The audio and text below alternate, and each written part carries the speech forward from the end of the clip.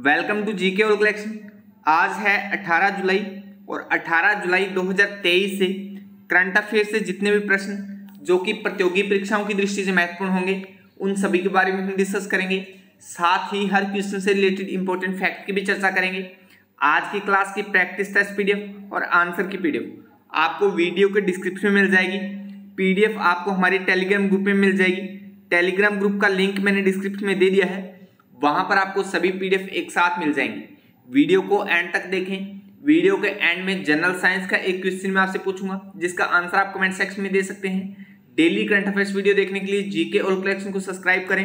तो चलिए शुरू करते हैं।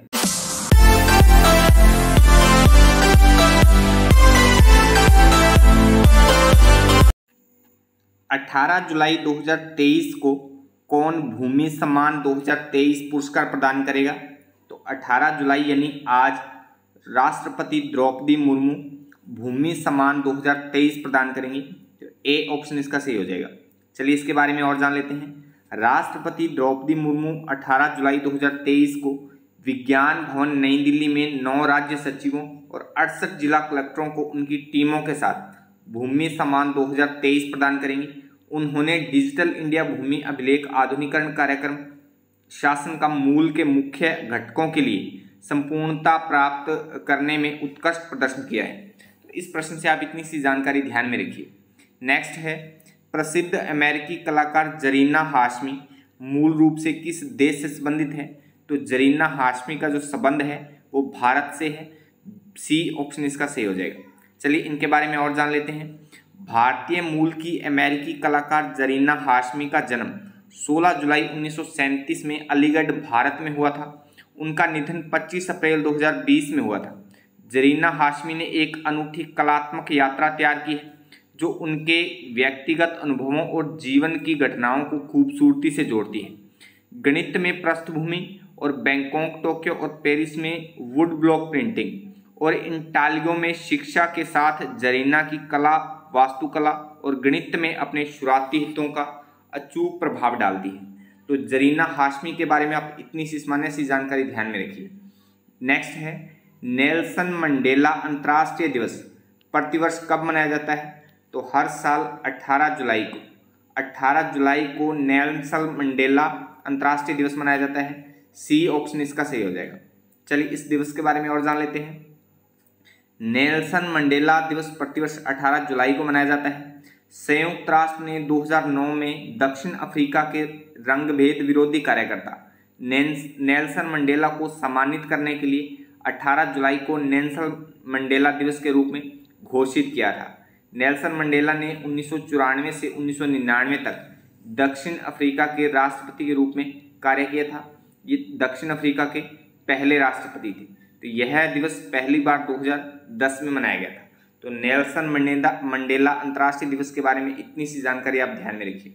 अच्छा, जुलाई महीने में अब तक हमने जितने भी दिन मनाए हैं तो उनको एक बार फिर से देखिए। राष्ट्रीय डॉक्टर डे या नेशनल डॉक्टर डेज 1 जुलाई को मनाया गया। 2 जुलाई को विश्व खेल पत्रकार दिवस या वर्ल्ड स्पोर्ट्स जर्नलिस्ट डे। 3 जुलाई को अंतर्राष्ट्रीय प्लास्टिक बैग मुक्त दिवस या international plastic bag free day. वहीं 4 जुलाई को अमेरिकी स्वतंत्रता दिवस। 6 जुलाई को विश्व जोनोसिस दिवस या वर्ल्ड जोनोसिस डे। 7 जुलाई को विश्व चॉकलेट दिवस या वर्ल्ड चॉकलेट डे। वहीं 7 जुलाई को ही किस्वाहिली भाषा दिवस या वर्ल्ड किस्वाहिली लैंग्वेज डे। 8 जुलाई को राष्ट्रीय ब्लूबेरी दिवस या नेशनल ब्लूबेरी डे। 9 जुलाई को राष्ट्रीय विद्यार्थी दिवस या नेशनल स्टूडेंट्स डे। 10 जुलाई को राष्ट्रीय मत्स्य किसान दिवस या नेशनल फिश फार्मर्स डे। वहीं 11 जुलाई को विश्व जनसंख्या दिवस या वर्ल्ड पॉपुलेशन डे। 12 जुलाई को विश्व पेपर बैग दिवस। 13 जुलाई को अंतर्राष्ट्रीय रॉक दिवस या इंटरनेशनल रॉक डे।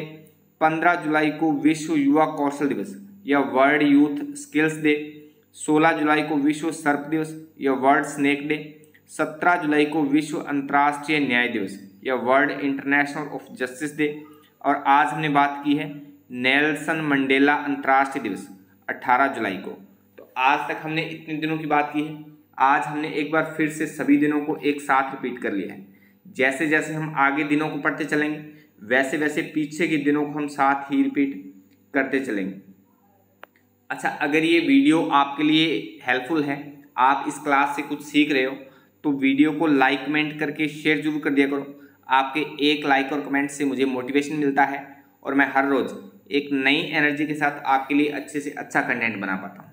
चलिए नेक्स्ट है, नोमाडिक एलिफेंट 2023 नामक संयुक्त सैन्य अभ्यास किन देशों के मध्य शुरू हुआ है?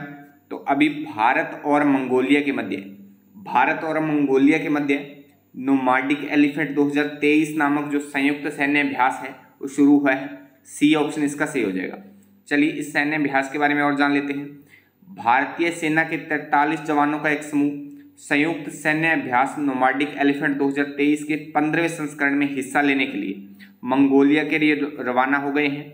यह अभ्यास 17 जुलाई से 31 जुलाई 2023 तक मंगोलिया के उलान बटोर में होने वाला है।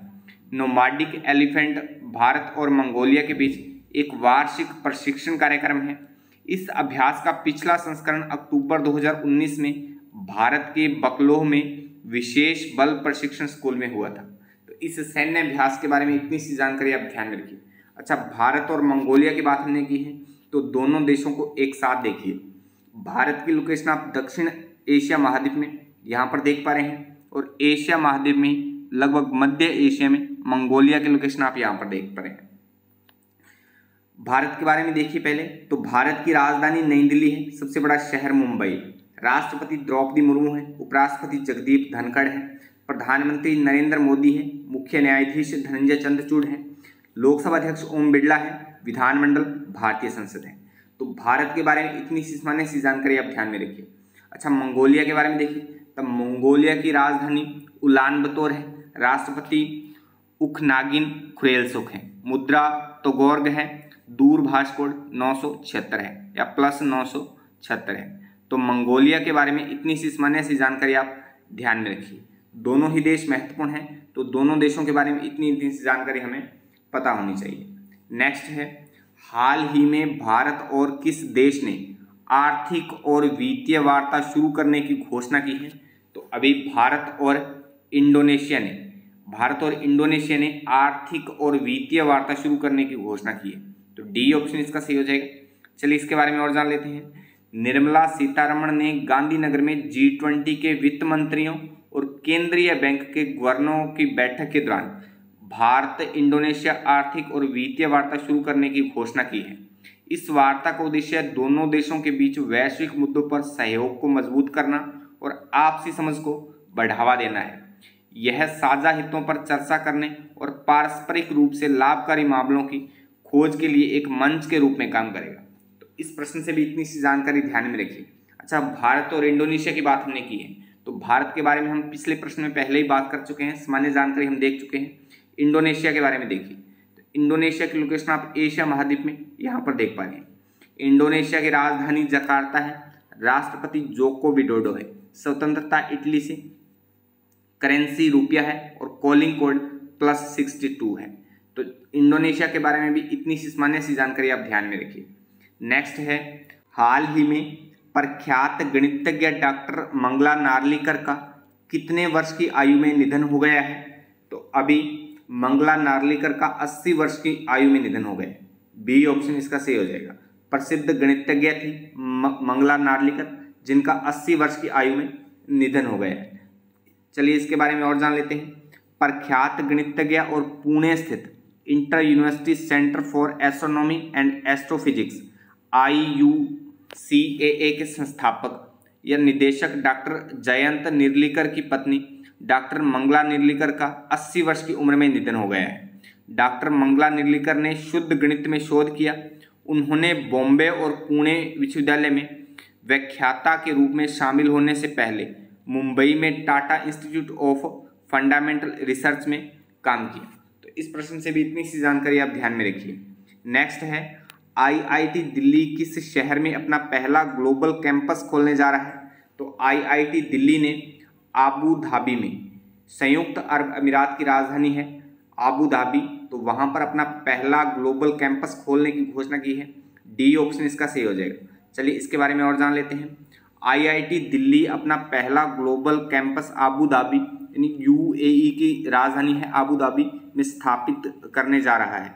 सितंबर 2024 में बैचलर डिग्री कोर्सेज भी शुरू होने की उम्मीद है। प्रधानमंत्री नरेंद्र मोदी की मौजूदगी में इससे संबंधित MOU पर आबू धाबी में हस्ताक्षर किए गए। इससे पहले IIT मद्रास ने भी तंजानिया में अपना पहला ग्लोबल कैंपस स्थापित करने की घोषणा की थी। तो इस प्रश्न से भी इतनी सी जानकारी आप ध्यान में रखिए। नेक्स्ट है, हाल ही में ISSF शॉटगन वर्ल्ड कप में किसने कांस्य पदक जीता है? तो अभी पृथ्वीराज टोंडीमन ने ISSF शॉटगन वर्ल्ड कप में कांस्य पदक जीता है। तो ए ऑप्शन इसका सही हो जाएगा। नेक्स्ट है, हाल ही में विंबलडन 2023 पुरुष एकल का खिताब किसने जीता है? तो अभी कार्लोस अल्काराज ने विंबलडन 2023 का पुरुष एकल का खिताब जीता है। तो बी ऑप्शन इसका सही हो जाएगा।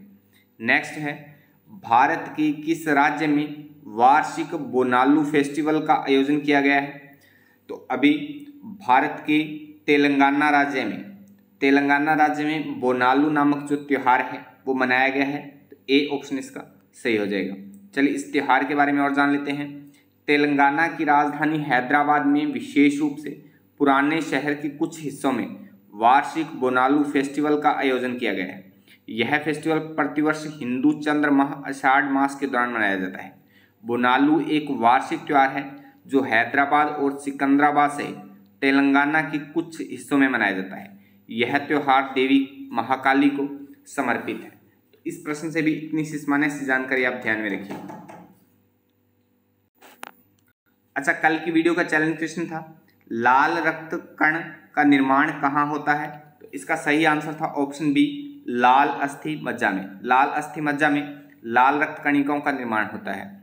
आज की वीडियो का चैलेंज क्वेश्चन है, कैशोरिक दंड में हड्डियों की कुल संख्या पाई जाती है। तो इस प्रश्न का आंसर आप कमेंट बॉक्स में कमेंट करके जरूर बताएं। चलिए आज की वीडियो की एंडिंग करते हैं। Keep claim, have patience and keep moving forward से, अर्थात शांत रहो, संयम रखो और बढ़ते चलो। जय हिंद, जय भारत।